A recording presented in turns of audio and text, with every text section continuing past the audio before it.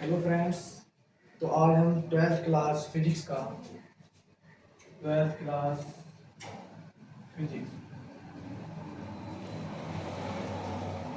इसका हम पहला चैप्टर स्टार्ट कर रहे हैं जिसका नाम है फर्स्ट चैप्टर है जिसका नाम है वैद्युत आवेश तथा वैद्युत क्षेत्र।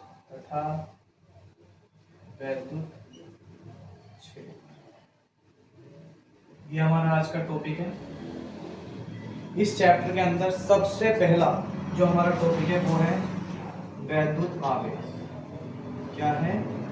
आवेश, यानी कि वैद्युत आवेश, जिसको इंग्लिश में बोलते हैं हम चार्ज। क्या बोलते हैं? चार्ज। What is charge? आवेश क्या है? चार्ज क्या है? वास्तव में ऐसी कोई चीज एग्जिस्ट नहीं करती है दुनिया में। ये ऐसा समझ लो जैसे कोई व्यक्ति है हमारे पास, ये मान लिया हमारे पास कोई व्यक्ति है, इसकी एक प्रॉपर्टी है कि ये होशियार है। क्या है? ये होशियार है। सेम हमारे पास कोई वस्तु है, कोई क्या है? वस्तु है, तो उसकी कोई प्रॉपर्टी है कि उसके पास क्या है? चार्ज है। क्या है? चार्ज। जैसे किसी व्यक्ति के पास उसकी प्रॉपर्टी हो सकती है कि वह होशियार है, वह कम होशियार है, या तेज भागता है या धीरे भागता है। ये सब क्या है? उसकी प्रॉपर्टी यानी गुण है। ऐसी कोई वस्तु है, उसके भी बहुत सारे गुण हो सकते हैं कि वह वस्तु लंबी है, छोटी है, या वह वस्तु चमकीली है। ऐसी उस वस्तु का एक गुण होता है आवेश। क्या होता है? आवेश। आवेश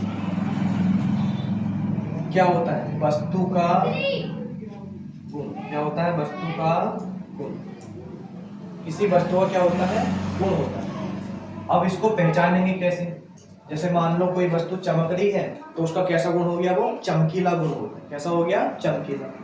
लेकिन कोई वस्तु मान लो छोटी है तो उसकी लंबाई को माप लेंगे, कैसी हो गई? वो छोटी।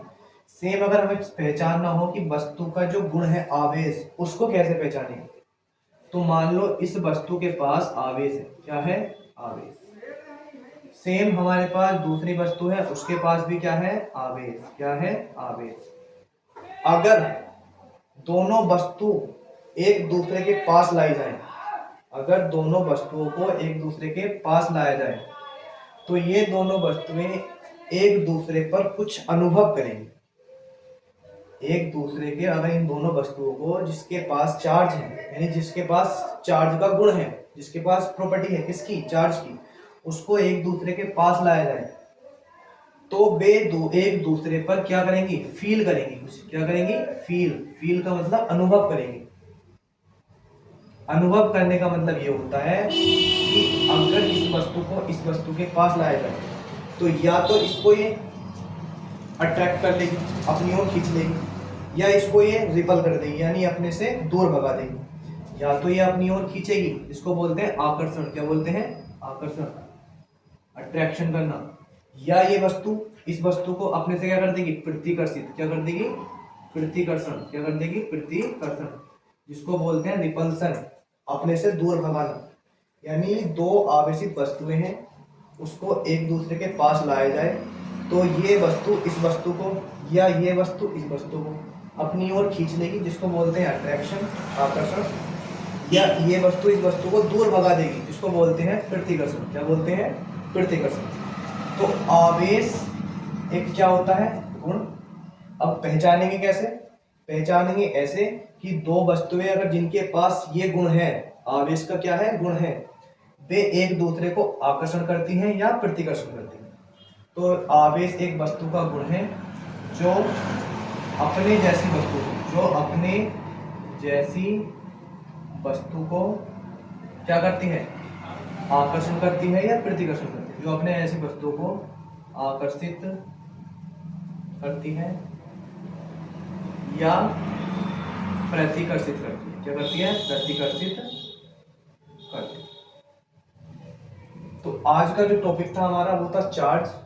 इसके बारे में अगर आपने पहचान लिया तो आगे की जो टॉपिक आने वाले हैं इस चैप्टर के अंदर, या नेक्स्ट चैप्टर जो होने वाला है, थर्ड चैप्टर जो होने वाला है, सबके अंदर इसका यूज होने वाला है। तो इसलिए सबसे पहले पता होना चाहिए कि चार्ज क्या है। चार्ज क्या है, एक गुण होता है। जैसे हमारे अंदर क्वालिटी होती है, ऐसी किसी वस्तु के अंदर क्या होती है, क्वालिटी, चमकना, छोटी बड़ी, ऐसी एक वस्तु की क्वालिटी होती है आवेश। क्या होती है, आवेश। तो आवेश एक गुण होता है। अब पहचानेंगे कैसे, कोई वस्तु चमक रही है तो उसकी क्वालिटी हो गई चमकना। ऐसे ही इसमें आवेश को कैसे पहचानेंगे कि कोई आवेशित वस्तु है, यानी जिसके पास चार्ज है, वो एक दूसरे को खींच लेती हैं यानी आकर्षण करती हैं, या एक दूसरे से दूर हटती हैं यानी प्रतिकर्षण करती हैं। तो वस्तु का एक ऐसा गुण है जो अपने जैसी वस्तुओं को आकर्षित करता है, खींचता है, या अपने से दूर बनाता है। ठीक है, अब बात आती है इसको दर्शाते कैसे हैं। इसको जो दर्शाते हैं हम, किससे दर्शाते हैं, क्यू से। किससे दर्शाते हैं, क्यू से।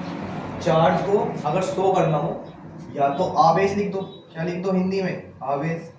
लेकिन अगर शॉर्ट में लिखना हो तो शॉर्ट में क्या लिखते हैं हम, क्यू। क्या लिखते हैं, क्यू। और इसके अब मात्रक की बात कर लेते हैं। इसकी बात कर लेते हैं, मात्रक। जो आवेश का मात्रक, अधिकतर मात्रक जो होते हैं वो मूल मात्रक से बनते हैं, लेकिन फिलहाल अभी याद रखेंगे इसका मात्रक बना हुआ है वैज्ञानिक के नाम पर। किसके नाम पर, वैज्ञानिक के नाम पर, यानी जिसने आवेश के बारे में डिस्क्राइब किया था, जिसने आवेश के बारे में सबसे पहले बताया था।